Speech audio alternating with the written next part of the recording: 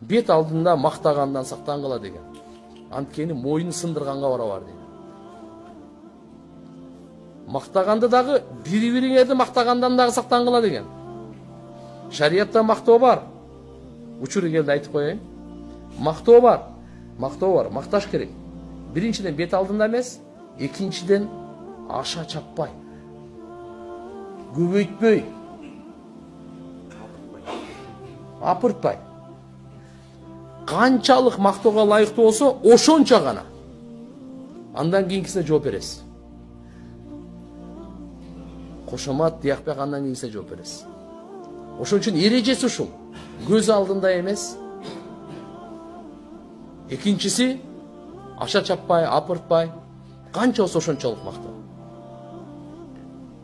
Албетте, мусулмандар бири-бирин мактаган өтө чоң сыпат.